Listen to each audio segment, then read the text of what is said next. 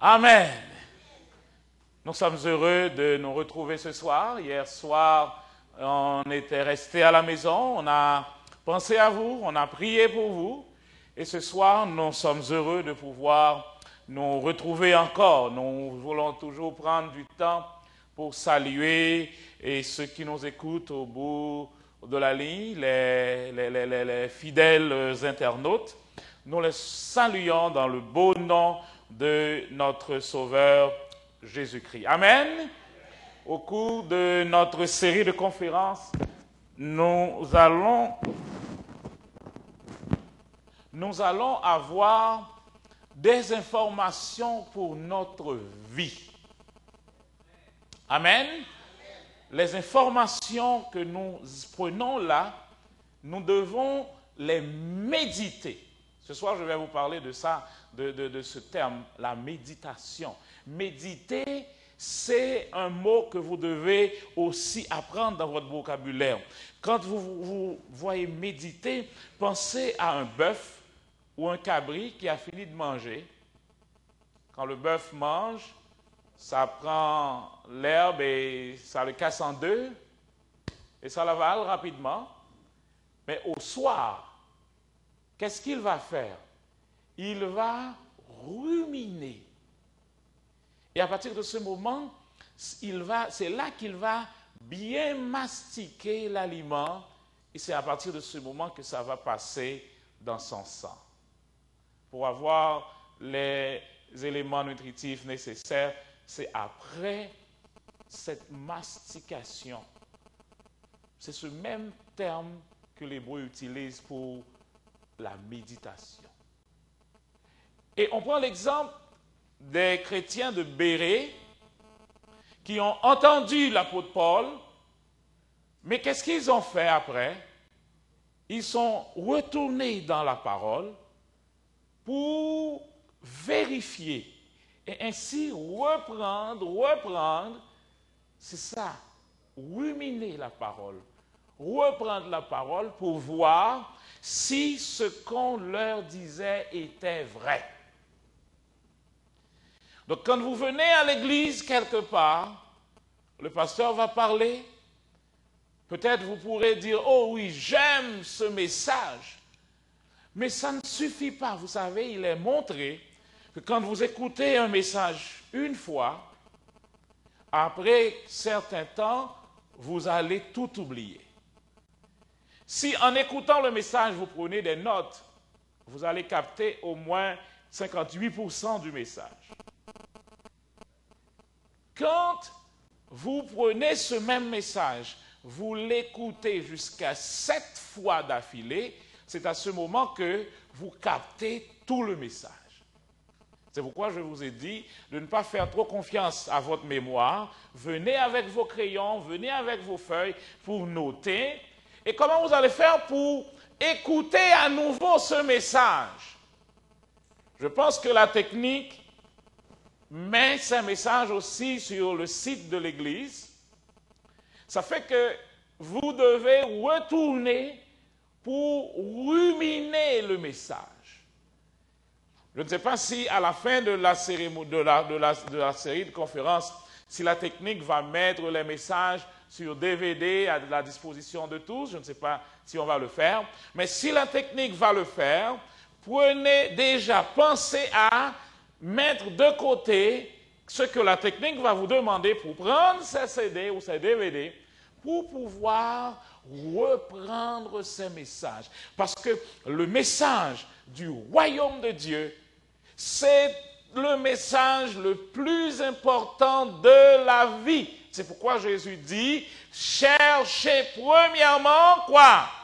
Le royaume de Dieu et sa justice. Ça doit être notre priorité. Donc, le remède de Dieu, le remède que Dieu a proposé au problème de la civilisation, au problème de la vie, c'est le royaume de Dieu. Nous avons passé déjà plusieurs soirées et nous avons étudié ce mot grec que Jésus a cité en débutant son ministère sur la terre, métanoïa, repentez-vous. Et nous allons reprendre cela jusqu'à ce que vous arriviez à comprendre. Repentez-vous veut dire changez votre façon de penser, changez votre mentalité, changez vos idées. Parce que nous ne luttons pas contre la chair et le sang, dit l'apôtre Paul, mais nous luttons contre des puissances des ténèbres. C'est pourquoi nous ne combattons pas contre des armées physiques, mais nous combattons des forteresses, et ces forteresses, ce sont des raisonnements. Ce sont des barrières. La Bible les appelle des forteresses. Mais nous renverserons ces raisonnements au nom du Seigneur Jésus. Amen. Et le texte dit, et nous amenons toute pensée captive à l'obéissance de Christ. Amen. C'est exactement pour ça que nous sommes là pendant ces séries de conférences. Il y a deux priorités que Jésus nous donne. Cherchez d'abord le royaume de Dieu et ensuite sa justice. Nous sommes en train d'explorer la première priorité pendant cette semaine. Quand Jésus nous dit de chercher, il nous dit de comprendre le royaume. Il nous dit d'explorer le royaume, d'étudier ce qu'il y a là-dedans, de connaître les clés du royaume. Parce que nous l'avons souligné, les choses de valeur, on ne les retrouve pas à la surface. C'est pourquoi Jésus dit, vous allez me chercher et vous allez me trouver, mais vous devez me chercher de tout votre cœur. Amen. Il vous a été donné de connaître les mystères du royaume des cieux. Ça, c'est notre privilège, parce que nous aimons Jésus. Jésus ne donne pas sa parole à tout le monde. Oh! Jésus ne révèle pas sa parole à tout le monde. C'est pourquoi il prêche en parabole, pour que tout le monde ne puisse pas comprendre ce qu'il dit. Ah! Il a expliqué, c'est pour ça que je prêche en parabole, pour que tout le monde n'arrive pas à comprendre ce que je dis. C'est pas étonnant ça. Mais c'est seulement ceux qui veulent vraiment le connaître, c'est à eux que Jésus donne la révélation. Ça veut dire, je peux lire la parole comme tout le monde le lit, mais je n'ai pas la révélation de la parole. Parce que c'est bouché, c'est fermé. Et Jésus dit, quand vous voulez savoir, Dieu dira seulement ce que vous voulez savoir. Il vous donnera seulement ce que vous voulez recevoir. Si vous voulez vraiment connaître les mystères du royaume de Dieu, si vous avez cette disposition de cœur, Jésus vous dit, vous me trouverez. Si vous me cherchez de tout votre cœur. Il a donné un autre exemple. On ne jette pas des perles devant des pourceaux. C'est le même exemple. Donc nous sommes heureux parce que nous voulons connaître Jésus. Amen. Nous voulons connaître les mystères du royaume. Nous aimons Jésus. Nous chantons sa gloire. Il sait que nous l'aimons. C'est pourquoi il nous dit, il vous a été donné de connaître les mystères du royaume. Je te donnerai les clés du royaume des cieux. Ce que tu liras sur la terre sera lié dans les cieux, et ce que tu délieras sur la terre sera aussi délié dans les cieux. C'est cette promesse que Jésus nous fait. Et nous avons lu dans Matthieu 13, 19 un texte. Ce texte dit, quand quelqu'un écoute la parole, dès que vous êtes en train d'écouter la parole, automatiquement, Satan se met en branle. Et il va regarder. Il va veiller pour voir est-ce que vous comprenez ou non? Si vous comprenez, il se retire parce que quand vous comprenez le message du royaume de Dieu, vous devenez dangereux pour le diable. Amen. Si vous ne comprenez pas, la première chose qu'il fait, il vient et il arrache la plante, la semence qui a été semée. Il arrache la parole. Et c'est pourquoi je suis heureux de savoir que vous tous qui êtes ici ce soir, vous allez comprendre le message du royaume. Amen. Amen. Amen. Nous gardons manger, nous va dire Amen. Amen. Si vous ne comprenez pas le royaume, le diable vient. Regardez, il n'envoie pas ses messagers, il vient lui-même pour les déraciner. Donc, les clés, comme un professeur, je reviens sur ces éléments avec vous, parce que vous devez les comprendre. Ça doit entrer dans votre cœur. Les lois, les clés, ce sont des principes du royaume. Quand on a les principes, quand on a les clés, on va voir au cours de ce soir qu'est-ce qui va arriver pour nous. Donc, quand nous avons ces lois fondamentales, alors nous allons épanouir dans le royaume des cieux. Nous avons étudié que le royaume est un concept qui est chargé. Donc quand Jésus dit chercher le royaume de Dieu, il donne un concept que tous ceux qui étaient dans son entourage comprenaient.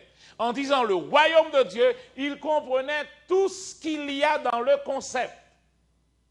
C'est pourquoi nous donnons du temps pour entrer dans ces concepts, pour entrer dans le message du royaume, pour pouvoir comprendre justement ce que Jésus veut dire. Dans un royaume, quand on parle du royaume, le concept du royaume contient déjà un roi. Et nous l'avons étudié la dernière fois. Un roi, un seigneur. Écoutez, le mot seigneur, ce n'est pas un mot spirituel. Oh? Bon. Je suis venu pour vous déranger. Vous voyez, quand vous dites Seigneur, ce n'est pas un mot spirituel. Seigneur, c'est comme ça qu'on appelle tous les rois.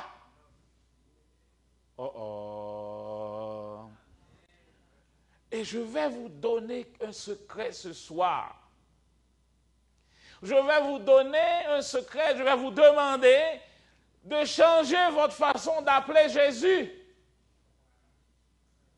Appelez-le comme vous le voulez, mais pas Seigneur. Parce que quand vous dites Seigneur, il y a quelque chose d'autre. Appelez-le Monsieur Jésus si vous voulez. Allô? Il n'aura pas de problème. Vous pouvez l'appeler Monsieur Jésus, vous pouvez l'appeler Chef Jésus, vous pouvez l'appeler Emmanuel, le Fils de l'homme, comme vous voulez. Mais quand vous dites Seigneur, il y a autre chose.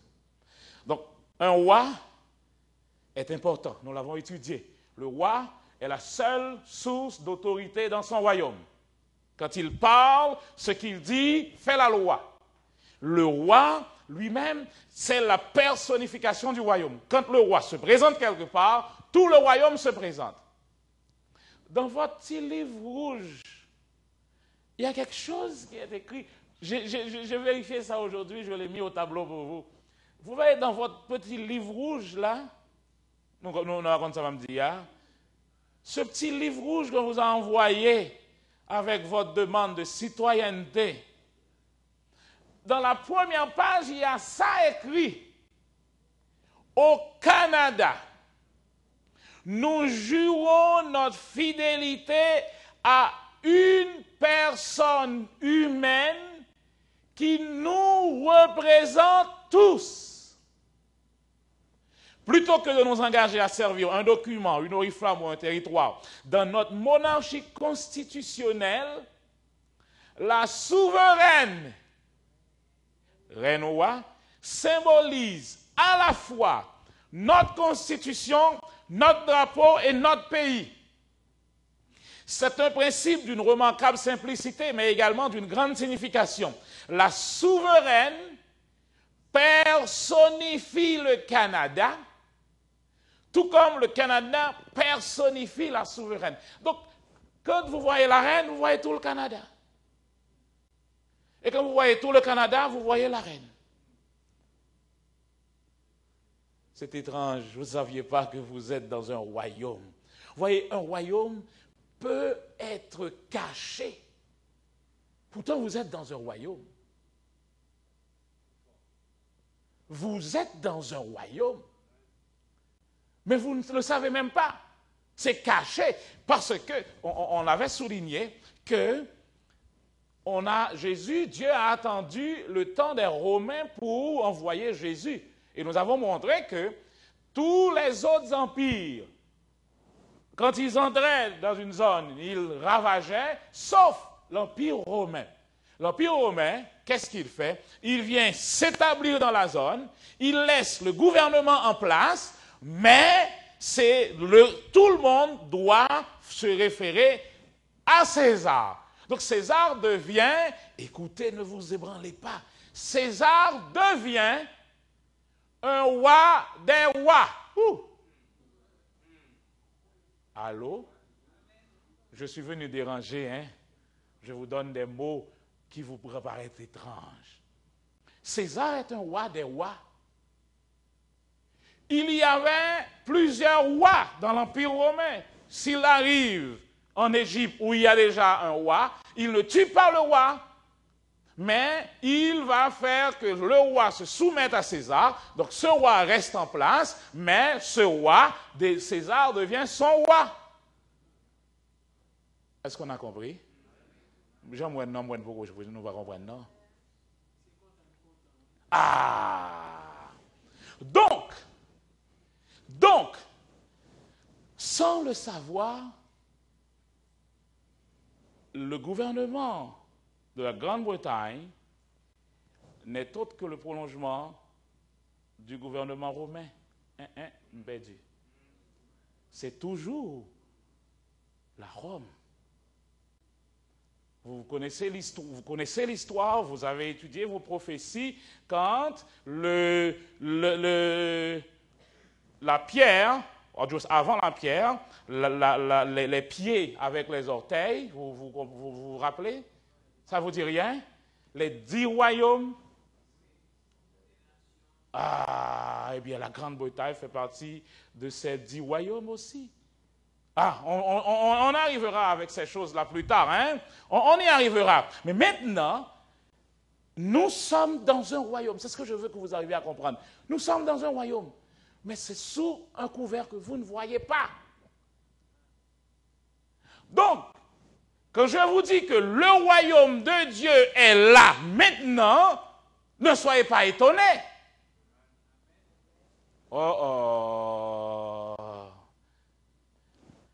Et nous avons étudié aussi le terme Adonai veut dire Seigneur. Dans un royaume, il y a un roi et il y a aussi un seigneur. Généralement, dans le royaume, le roi est à la fois seigneur. Et nous avons montré que c'est seulement dans les royaumes qu'on trouve seigneur. On n'appelle pas Obama seigneur. Mais on appelle le prince Charles Seigneur. Allô? Donc, Seigneur n'est pas un mot spirituel. Seigneur, c'est un mot qui signifie propriétaire, maître. Donc, quand je dis que Jésus est mon Seigneur, je veux dire qu'il est mon maître. Amen. Donc ce n'est pas un terme spirituel, c'est un terme où je me donne totalement à Jésus. Si vous l'appelez Seigneur, écoutez ça. Vous dites OK. Seigneur. Qu'est-ce que vous dites? Seigneur. Seigneur Jésus. Oh, je t'aime, Seigneur. Il dit OK. Je dis, va. Vends tout ce que tu as. Donne-le aux pauvres et il y aura un trésor pour toi dans le ciel. Puis viens et suis-moi. Qu'est-ce que vous lui dites? Nawessa. Vous ne pouvez pas l'appeler Seigneur. Parce que le Seigneur veut dire qu'il possède tout. Et vous ne possédez rien. Dans un royaume, le Seigneur possède tout et tous. À l'Éternel, la terre et ceux qu'elle renferme, le monde et ceux qui l'habitent. Regardez ce verset. Luc 6, 46. Est-ce qu'on peut le lire ensemble? Ensemble? Oh, ça dit quoi là? Moi, le bras croisé, n'a pas gardé, ça nous dit là. Allez.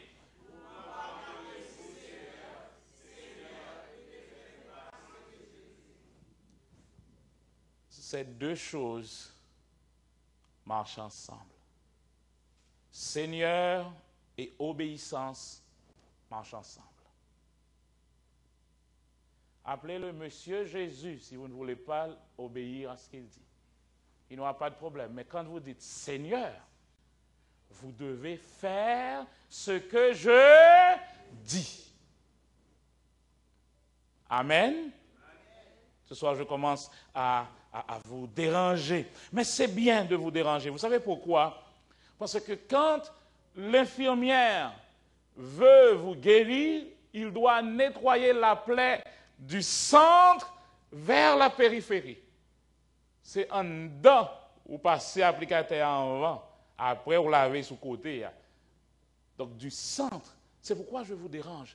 Pour que la parole puisse atteindre votre cœur. Donc, la vie chrétienne, ce n'est pas simplement venir chanter à l'église. Ce n'est pas venir prier à l'église.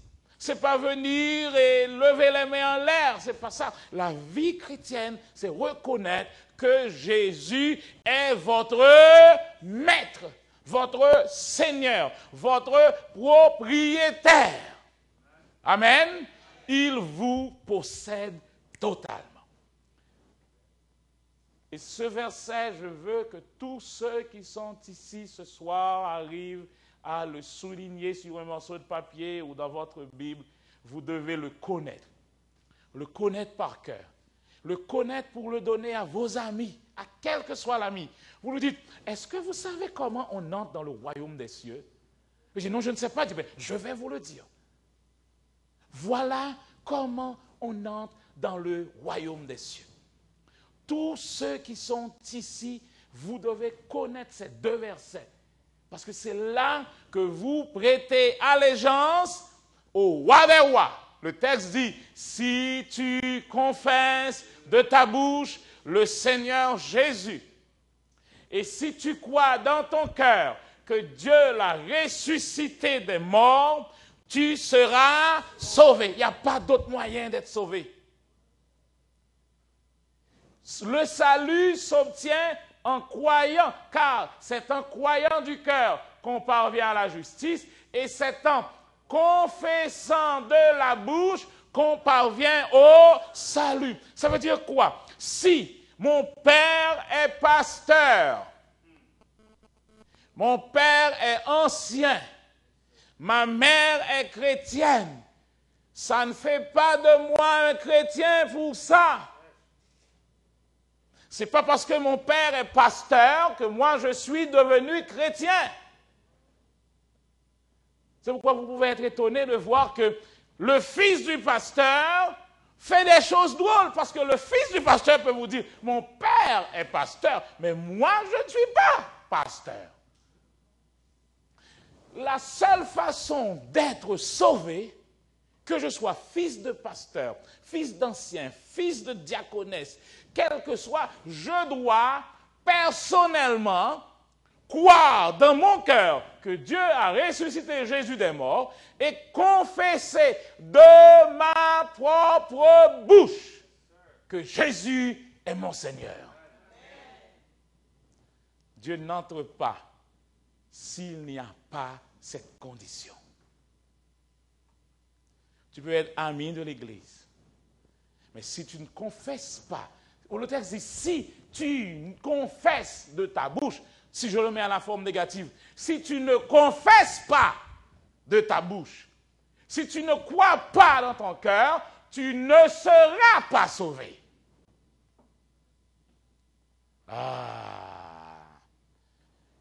Et nous avons vu pour vous que le salut, c'est exactement ce qu'il nous faut. Le salut ne veut pas dire seulement que nous allons au ciel avec Jésus. Jésus n'est pas venu nous sauver pour nous laisser dans l'enfer jusqu'à notre mort. Et c'est après, quand il revient, que nous allons au ciel pour jouir. Jésus ne nous a pas sauvés pour ça. Le salut de Jésus est un paquet. Le salut de Jésus commence au moment où nous confessons de notre bouche que Jésus est notre Seigneur. Parce que le terme salut, le grec sozo, ce terme, je dis que c'est un paquet. Ça veut dire être restauré. Si vous êtes dans tous les états, déprimés ou autres, quand vous êtes sauvé, le texte dit vous êtes restauré. Vous êtes gardés saints. Ça veut dire vous n'allez plus recommencer à avoir ces mauvaises choses-là dans votre vie. Vous êtes protégés, délivrés du danger. Vous êtes préservés. Vous êtes guéris de toutes vos maladies. C'est ce paquet que Jésus vous offre. Ça ne signifie pas tout simplement aller au ciel après votre... Et quand Jésus revient, ce n'est pas ça seulement. Jésus dit, si quelqu'un laisse tout pour moi, il aura dans ce siècle-ci tout ça. Et en plus, la vie éternelle. Amen. Donc c'est pourquoi nous devons donc comprendre que dans le royaume, je ne possède rien. Mais le Maître possède tout. Et moi, j'ai accès à tout. Ça enlève tous les stress. Ça enlève tous les stress. Ça enlève toute la compétition, toute la jalousie, toute la peur, les revendications, ça enlève tout. Parce que je sais que mon roi prend soin de moi. Jésus, l'apôtre dit, déchargez-vous sur lui de tous vos soucis, car lui-même, il prend soin de vous. Il vous dit, ne vous inquiétez de rien. C'est ça le salut. Amen. C'est ça le salut. Dans votre prière, dites Seigneur. Quand vous lui dites Seigneur, à partir de ce soir, quand vous dites Jésus Seigneur, vous devez savoir ce que vous dites. Je vous dis, appelez-le Monsieur Jésus si vous voulez. Mais quand vous dites Seigneur, pensez à votre maison. Et dites Seigneur, cette maison est à toi. Nous avons dit nous pas dire Amen, puis nous plaindre dans des quelques bons gens pleins. Hein? Vous savez, ça veut dire quoi, Seigneur, cette maison est à toi? Est-ce que vous osez dire ça à Jésus? Est-ce que vous pouvez lui dire ça? Ah, bah, nous pas dire rien.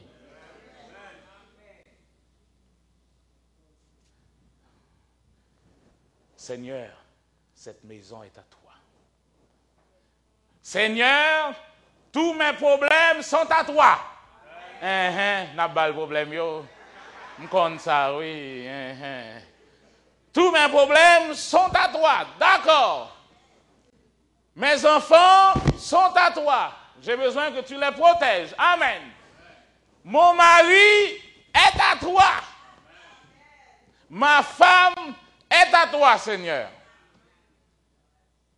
Mais Seigneur, ma bourse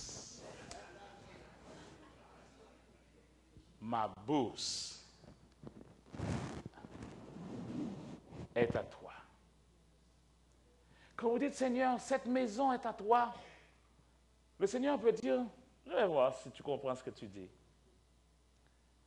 Dans cette maison, il y a 6 chambres.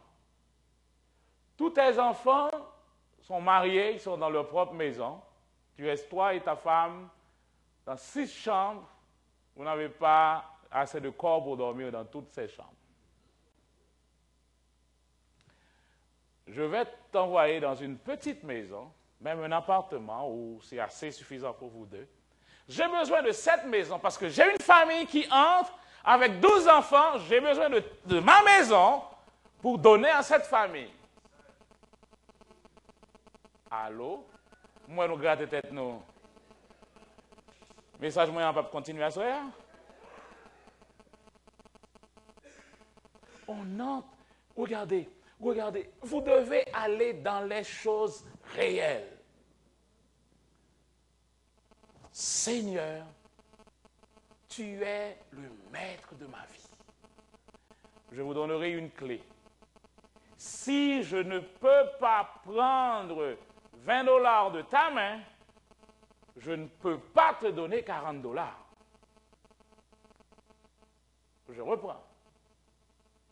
Si je ne peux pas enlever $20 de ta main, je ne peux pas te donner $40 à gérer pour moi. Nous pouvons bon, non? Si pour me retirer $20, il faut me mettre un poulie pour me râler $20 ça, je ne peux pas prendre comme moi, je vais boire un bel pour moi. Et voilà comment vous agissez avec le Seigneur. Le Seigneur veut vous bénir, veut vous donner tout. Mais vous devez vous rappeler que c'est lui qui possède tout. Moi, je suis seulement en train de jouir, j'ai accès à tout. Dieu a dit à Adam, tu pourras manger de tous les arbres du jardin. Mais il ne dit pas à Adam, tous les arbres t'appartiennent. Allô? Tu as accès à tous les arbres. Mais il dit, les arbres sont à moi. Les animaux de la forêt sont à moi. Mais toi, tu as accès à tout. Voilà le principe du Seigneur. Et dans tout. Donc, dans un royaume, il y a un roi. Dieu est roi. Dans un royaume, il y a un Seigneur. Jésus est Seigneur.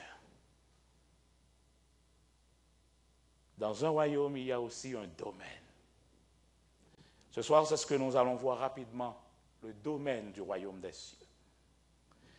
Colossiens 1er, 13, 14, ça c'est un texte important. Le texte dit, rendez grâce au Père qui vous a rendu capable d'avoir part à l'héritage des saints dans la lumière, qui nous a délivrés de la puissance des ténèbres et nous a transportés dans le royaume de son Fils, de son amour, en qui nous avons la rédemption, la rémission des péchés. Amen. Il y a eu un transfert de royaume. Il nous a délivrés de la puissance du diable, du malin, mais il ne nous a pas laissés dans son royaume. Non, mais nous comprenons ça à soi. Jésus non seulement nous a délivrés de la puissance du diable, mais nous ne sommes pas restés dans son royaume. Il nous a aussi Il nous a transportés dans le royaume de son Fils, du Fils de son amour. Il nous a aussi transportés. Amen. Quand Jésus nous sauve, nous ne sommes pas restés dans le champ du diable. Amen. Ça veut dire quoi? Quand vous êtes sauvé, sozo, le terme veut dire vous êtes protégé du malin. Écoutez, quand vous êtes sauvé, le diable ne peut pas vous nuire. Il n'a pas le pouvoir pour ça. Le diable est menteur. Il règne par le mensonge. Il vous laisse croire des choses. Vous-même, si vous le croyez, vous lui donnez accès. C'est ce que la Bible dit. Ne donnez pas accès au diable. Si la Bible dit ne donnez pas accès, c'est qu'il n'a pas accès. Amen.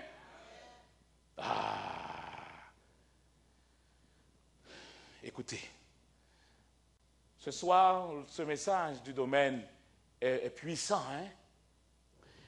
Le ciel est le domaine du règne de Dieu. Parce que nous sommes en train de fouiller le royaume. Le royaume de Dieu, Saint Matthieu. Alors Matthieu, vous savez que Matthieu était juif. Alors les juifs ne prononçaient pas le nom de Dieu partout. Donc quand tout le monde dit le royaume de Dieu, Matthieu préfère dire le royaume des cieux. Mais c'est la même chose. Jésus dit le royaume de Dieu, Matthieu dit le royaume des cieux. C'est la même chose parce qu'on ne veut pas prononcer trop le nom de Dieu. Mais le ciel, c'est le premier royaume qui ait jamais existé. Dieu est un Dieu de règne. Psaume 45, verset 6 dit quoi? Ton trône, ô Dieu, est à toujours. Le sceptre de ton règne est un sceptre d'équité. L'Éternel a établi son trône. Où ça? Où ça? Dans les cieux. Et son règne domine sur toutes choses. Ton règne est un règne de tous les siècles et ta domination subsiste dans tous les âges. Psaume 145, verset 113. Frères et sœurs, chers amis, écoutez. Le ciel est réel. C'est un point que vous devez comprendre ce soir. Le royaume de Dieu est un royaume invisible maintenant. Je dis bien maintenant, parce que le royaume de Dieu n'était pas invisible pour Adam. Adam pouvait voir et le visible et l'invisible, comme ça. Parce que le texte dit, tous les soirs, Dieu venait et il marchait avec eux. Donc Adam voyait et l'invisible et le visible. C'est pourquoi, si vous pouvez aller loin avec moi, quand Dieu fait passer Ève devant Adam, Adam pouvait voir l'être spirituel d'Ève avant son côté physique. Adam dit, voici cette fois celle qui est os de mes os. Le même cas, au monde, ça m'a avant ou bien cher. Mais Adam est os avant. L'os, c'est ce qui est caché. Il a vu l'invisible et le visible. Os de mes os et chair de ma chair. À cause du péché, nous sommes séparés de la gloire de Dieu. Mais le royaume de Dieu est réel, est invisible. À cause du péché pour nos yeux charnels, parce que la chair et le sang ne peuvent pas entrer dans le royaume de Dieu. Donc c'est pourquoi avec nos yeux charnels, nous ne pouvons pas voir. Mais ce royaume est réel. L'invisible est plus réel que le visible. Car, dit Hébreux 11, verset 3, c'est par la foi, c'est par la foi que nous reconnaissons que le monde a été formé par la parole de Dieu, en sorte que ce qu'on voit n'a pas été fait de choses visibles. En un mot, le visible provient de l'invisible. L'invisible est plus réel que le visible. C'est-à-dire, tout ce qui est visible vient de l'invisible. Oh, dis-nous. Nous là, 2 Corinthiens 4, 18 dit, nous regardons, allez, non point aux choses visibles, mais à celles qui sont invisibles. Car les choses visibles sont passagères et les invisibles sont éternelles. C'est pourquoi le royaume de Dieu est un royaume éternel. Amen.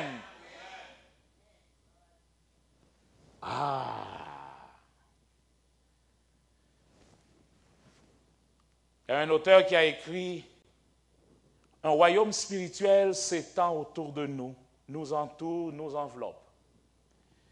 Il est tout entier à notre portée, ou à tout entier à portée de notre vie intérieure, attendant que nous en prenions conscience. Dieu lui-même est ici et attend notre réponse à sa présence. Ce monde éternel deviendra vivant pour nous au moment où nous commencerons à compter sur sa réalité. Aussi vrai que Dieu est réel, le monde spirituel est réel dans le sens littéral du terme.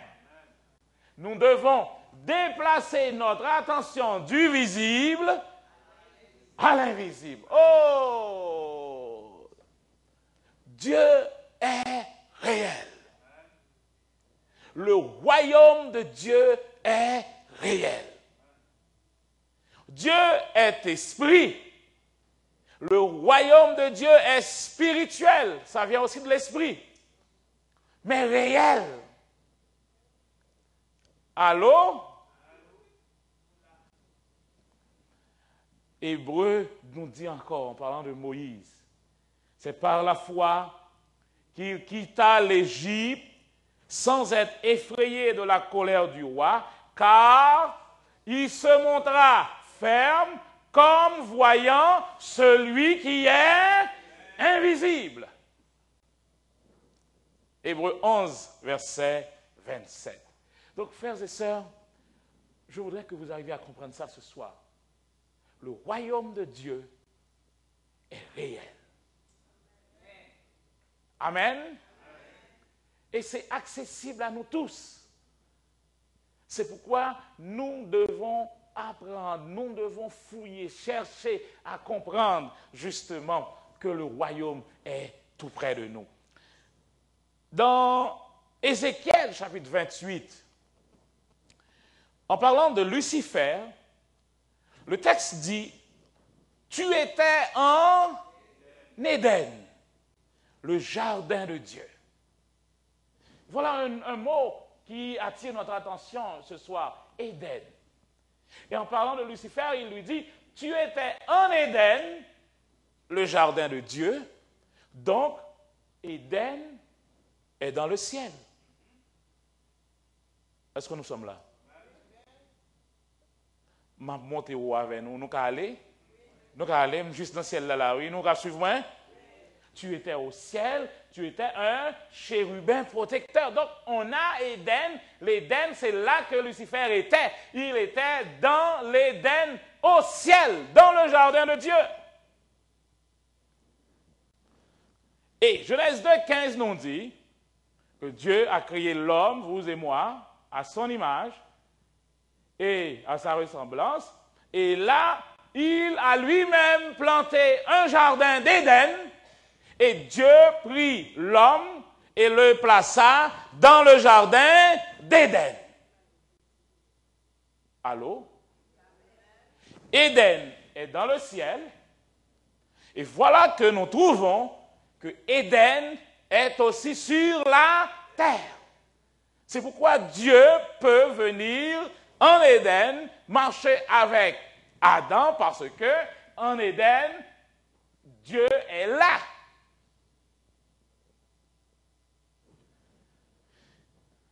Regardez, Joël 2, verset 3.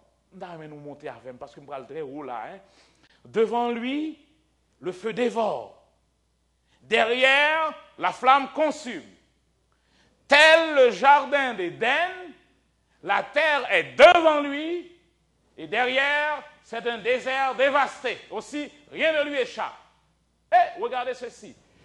Devant Dieu, c'est l'Éden. C'est un jardin merveilleux. C'est le jardin d'Éden. Mais derrière lui, c'est le désert. Donc, quand Dieu se... Écoutez, quand le roi se déplace, nous pouvons dire oui. Qu'est-ce qui se passe? Nous sommes vagues. Qu'est-ce qui se passe quand le roi se déplace? Le royaume aussi se déplace. Quand Dieu se déplace, Éden se déplace. Devant lui, c'est l'Éden. Et derrière lui, c'est un désert. On suit. Ésaïe 51, verset 3. Ainsi, le Seigneur console Sion, il console toutes ses ruines. Il rendra son désert semblable à l'Éden. Le mot Éden revient. Donc, quand Dieu console Sion, quand Dieu n'est plus fâché avec Sion, quand on est dans la joie de Dieu, le désert change en Éden. Amen. Et je lis Ézéchiel 36. La terre dévastée sera cultivée, tandis qu'elle était déserte aux yeux de tous les passants. Verset 35. Et l'on dira, cette terre dévastée est devenue comme un jardin d'Éden. Éden revient. Mais en fait, Éden, c'est quoi finalement? Le jardin de Dieu. Mais ça veut dire quoi en réalité? Quand on va trouver le sens profond d'un mot, on regarde dans l'original tout ce que le mot signifie et on les met ensemble pour prendre le contenu. Quand je vais dans l'hébreu, le mot Éden en hébreu se dit Éden. Oh, Éden, c'est Éden. Mais il signifie 5 choses. Marque, Éden, c'est une marque. Moment, présence, porte ouverte, délice. Voilà Éden. Donc, quand on met ces 5 mots ensemble, ça nous donne ça. Éden, c'est une marque pour le moment où la présence de Dieu est une porte ouverte sur le ciel. Oh! Éden, c'est la présence de Dieu. Éden, c'est donc la présence de Dieu. Donc, quand Dieu créa l'homme à son image, il le plaça en Éden. Et Dieu a donné à l'homme le pouvoir de faire exactement ce qu'il a fait, c'est-à-dire, toutes les fois que Adam et Ève allaient marcher quelque part, le jardin d'Éden allait s'élargir. Parce que chaque fois que je me présente quelque part, le désert devient Éden. Amen. Et je dis quelque chose à toutes les femmes qui sont dans la salle ce soir. Un homme est fait pour fonctionner dans la présence de Dieu. Quand vous enlevez un poisson dans l'eau, le poisson meurt. Si vous enlevez une plante dans la terre, la plante meurt. Si vous enlevez un homme en Éden, l'homme vous tue et il se tue lui-même. Il meurt. C'est pourquoi je demande à mes jeunes filles, quand je passe quelque part, n'allez pas dans un désert prendre un homme et le conduire en Éden. Allô? Vous devez le prendre en Éden.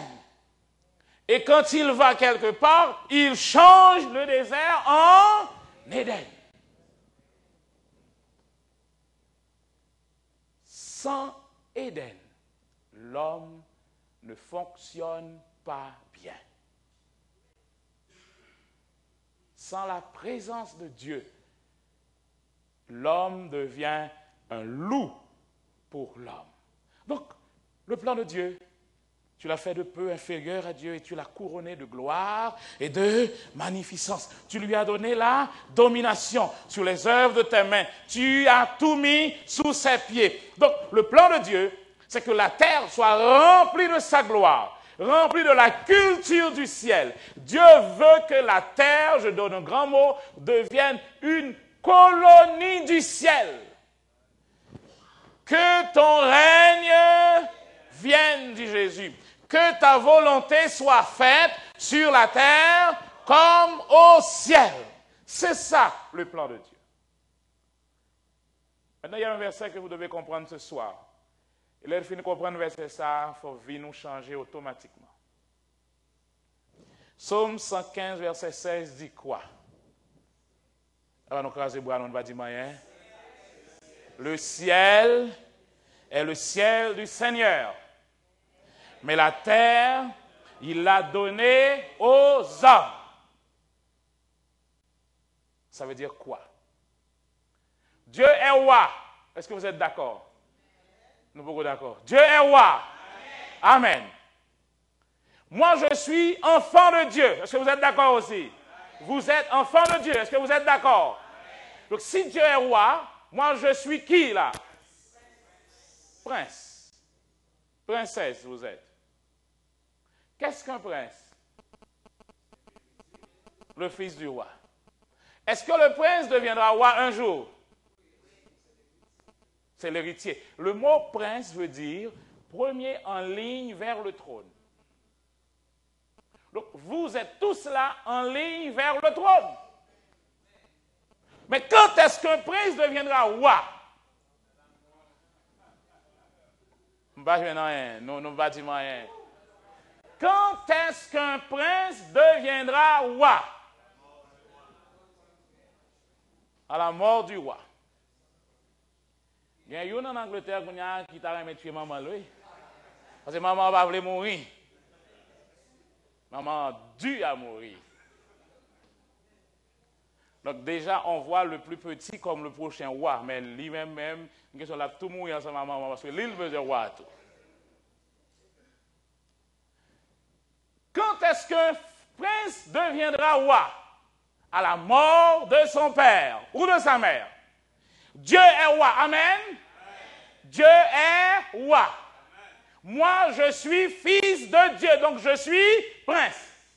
Quand est-ce que je deviendrai roi? Au retour de Jésus, votre Dieu a mouru. Au retour de Jésus, Dieu ne va pas mourir. Donc, quand est-ce que je deviendrai roi? Jamais. Est-ce que... Non, tu vas la mort de Jésus. Bon. Mais Jésus retourne, si c'était pour retourner, il prend pour du trône encore.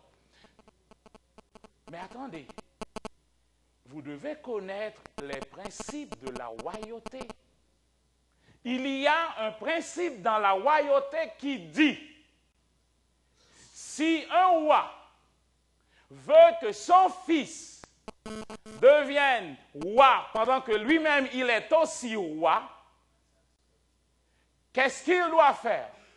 Il doit conquérir un territoire lointain. Et là, parce que deux taureaux peuvent arrêter dans la même savane. Et là, dans ce territoire lointain, il va établir son fils comme étant roi. Et lui, là où il est aussi roi.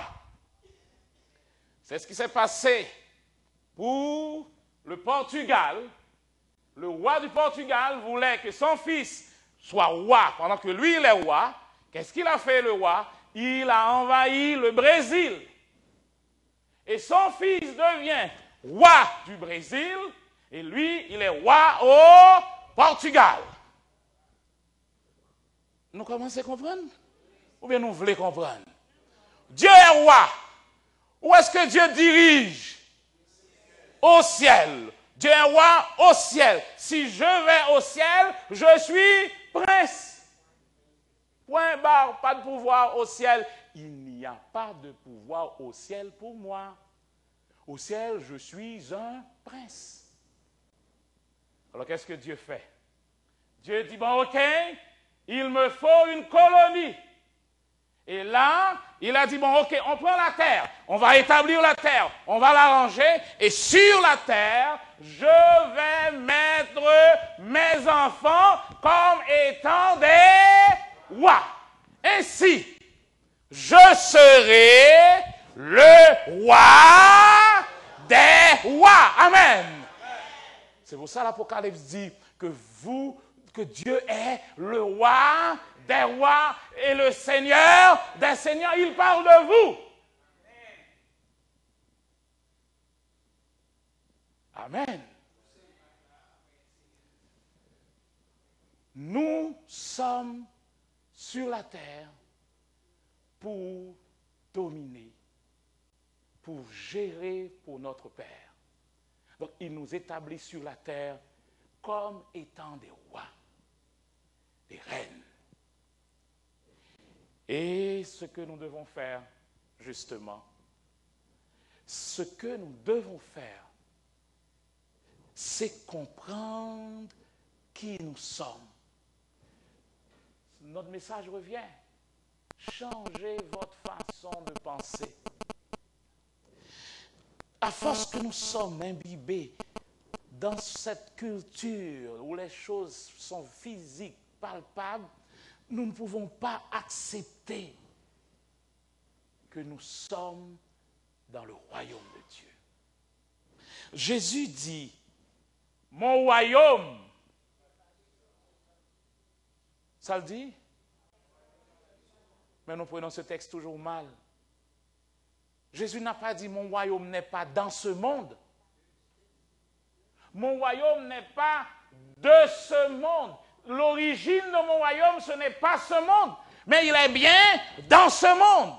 Parce que Jésus, Pilate va dire, donc tu es roi. Jésus dit, c'est exactement ça. Je suis roi. Donc si je suis roi devant toi, mon royaume est là. Amen.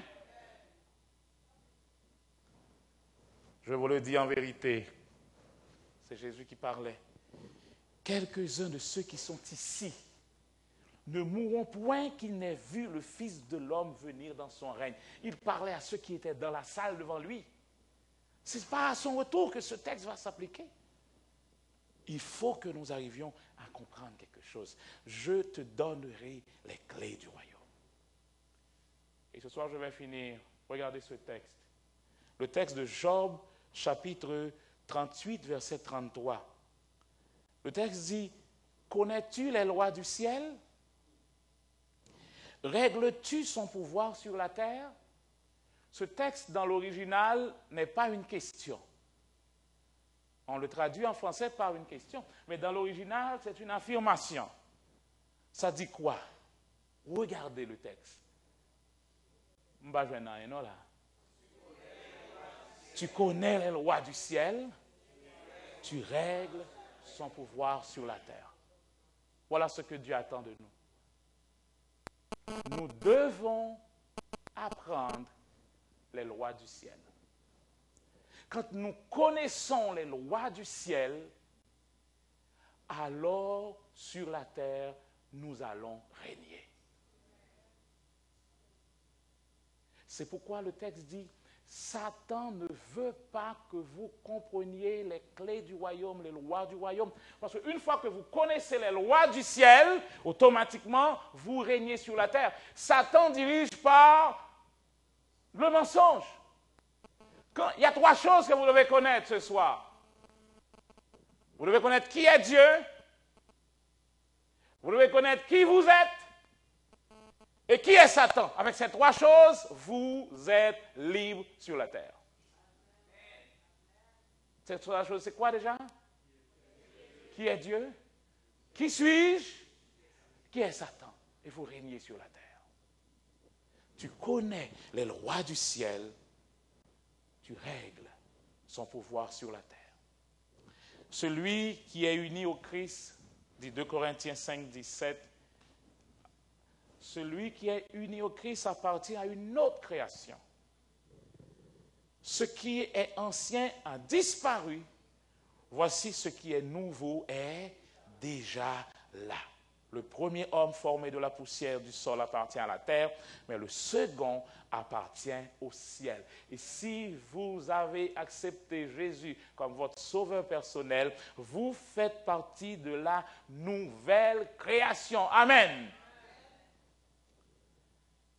Ceux qui n'entrent pas dans le royaume de Dieu, dans ce monde-là, n'y entreront pas non plus dans le monde à venir. Frères et sœurs bien-aimés, écoutez ceci. Je m'adresse à vous tous parce que vous avez compris que Jésus est votre Seigneur. Et s'il y a quelqu'un qui ne le connaît pas encore comme Seigneur, vous n'avez pas besoin d'aller loin pour le savoir, pour savoir comment entrer. Si tu confesses de ta bouche le Seigneur Jésus, et si tu crois dans ton cœur que Dieu l'a ressuscité des morts, tu seras sauvé. Automatiquement, tu es né de nouveau et tu entres dans le royaume de Dieu. Et maintenant que tu es entré dans le royaume de Dieu, ce que tu as à faire, c'est d'actionner les lois spirituelles. Donc, à partir de demain soir, nous allons commencer par actionner des lois. Amen. Nous allons, puisque nous sommes maintenant dans le royaume, nous ne devons pas tout simplement rester là, mais nous devons actionner les clés, les lois du royaume. Tu connais les lois du ciel, alors tu domines. Tu domines sur tes finances. Tu domines sur tout. Tu domines parce que tu connais les lois du ciel. Le royaume de Dieu, c'est la façon que Dieu fait les choses. Il y a une façon que Dieu fait les choses. C'est ce que nous devons savoir parce que nous sommes dans son royaume. Et je voudrais, alors que nous allons finir, ce soir je vais rechanter « Quelle assurance je suis sauvé » pour finir. On va rechanter ce cantique. Mais regardez ceci.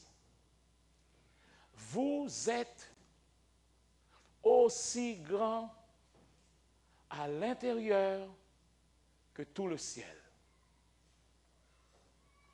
Regardez ça. La gloire de Dieu est en vous. La foi de Dieu est en vous. L'amour de Dieu est en vous. La pensée de Christ est en vous. L'onction de Dieu est en vous. La guérison de Dieu est en vous. La délivrance de Dieu est en vous. Toute la richesse du ciel est en vous. Vous n'êtes pas n'importe qui. Amen. Quelle assurance. Je suis sauvé. Et vous vous rappelez justement, quand nous confessons de notre bouche, s'il y a quelqu'un qui n'a pas encore pris Jésus comme son sauveur personnel, vous avez toujours l'occasion de confesser. Si vous m'écoutez au bout de la ligne maintenant, là où vous êtes, le royaume vous est offert et ouvert. Père, toi qui es dans les cieux, je crois de tout mon cœur que tu as ressuscité Jésus d'entre les morts. Je te reçois comme mon Seigneur et mon Sauveur. Viens dans mon cœur. Tu es mon maître maintenant. Je me repens de mes péchés. Je renonce au diable et tout ce qui le représente. Père, je te remercie d'avoir sauvé ma vie en Jésus-Christ et nous disons Amen. Amen. Quelle assurance.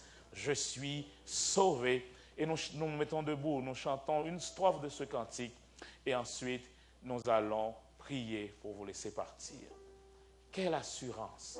Je suis sauvé.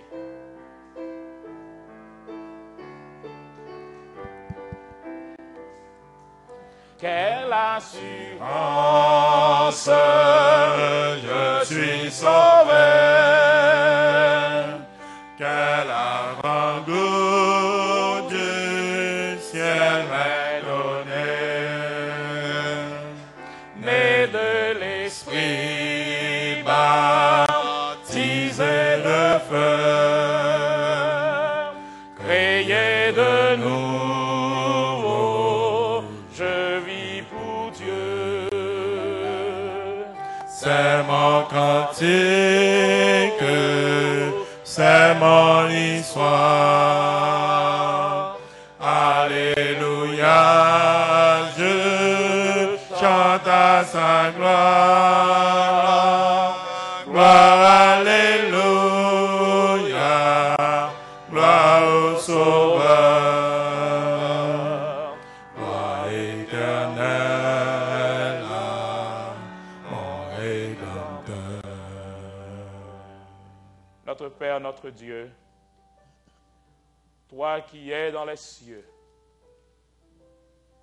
toi qui aimes tes enfants d'un amour incommensurable, ce soir nous sommes heureux de tourner vers toi nos cœurs pour te dire merci parce que tu nous as sauvés. Père, ce soir encore, tes enfants, là où ils se trouvent, ont confessé de leur bouche que Jésus est leur Seigneur. Et tu es content chaque fois qu'un enfant arrive à la maison. Père, nous unissons nos cœurs à ces âmes pour célébrer ton nom et te rendre toute gloire, honneur que toi seul tu mérites. Père, alors qu'ils ont confessé que Jésus est leur Seigneur ce soir, ils ont cru que tu as ressuscité Jésus d'entre les morts et tu nous as fait la promesse que quand nous confessons que Jésus est Seigneur, quand nous le faisons de tout notre cœur, alors le Saint-Esprit entre et il crée en nous une nouvelle race, une nouvelle créature. Père, je te prie d'accompagner tous ces enfants alors qu'ils vont rentrer chez eux. Merci pour l'ange de l'Éternel qui campe autour d'eux pour les arracher des dangers. Merci parce que le Saint-Esprit continue à travailler dans leur cœur afin qu'ils comprennent cette parole. Et ainsi le diable fuira loin d'eux. Cette semence va porter des fruits dans le royaume de Dieu. Alors que nous allons rentrer chez nos pères, que nous puissions rester connectés avec toi par le Saint-Esprit et que nos cœurs, dans la nuit, puissent être encore touchés par l'influence de ton Esprit Saint. Que la nuit soit bonne pour nous, que nous revenions demain soir à tes pieds pour actionner les clés du royaume, pour régner comme tu le désires. Qu'il en soit ainsi dans le nom de Jésus notre Sauveur. Amen. Amen.